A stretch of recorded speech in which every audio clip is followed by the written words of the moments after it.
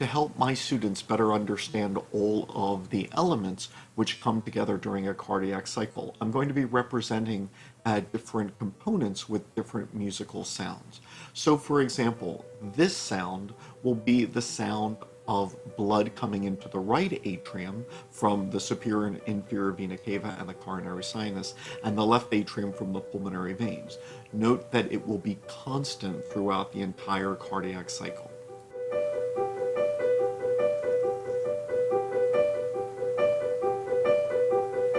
This drum beat will represent the flow of blood into the ventricles from the atria.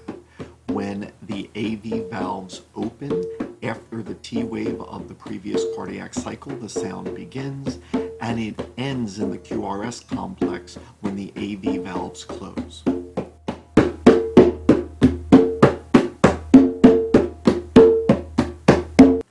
This drum beat will be the sound of blood being ejected from the ventricles into the pulmonary trunk from the right ventricle and into the aorta from the left ventricle. It begins at the end of the QRS complex and will end in the T wave.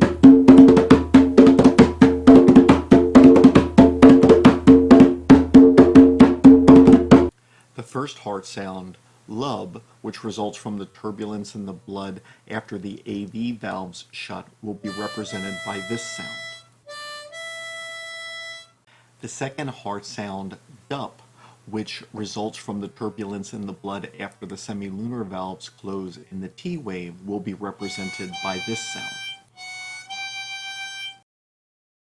The intrinsic conduction system of the heart will be represented by this sound for the SA node, the primary pacemaker that begins the cardiac cycle, and this sound for the electrical impulses traveling through the final portions of the intrinsic conduction system.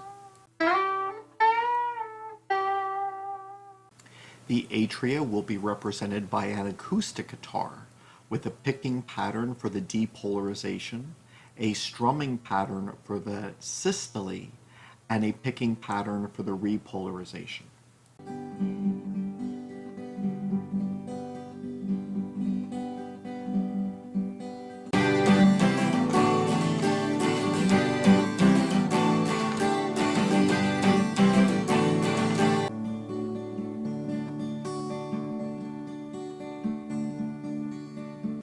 The ventricles will be represented by an electric guitar with a picking pattern for the depolarization, a strumming pattern for the systole, and a picking pattern for the repolarization.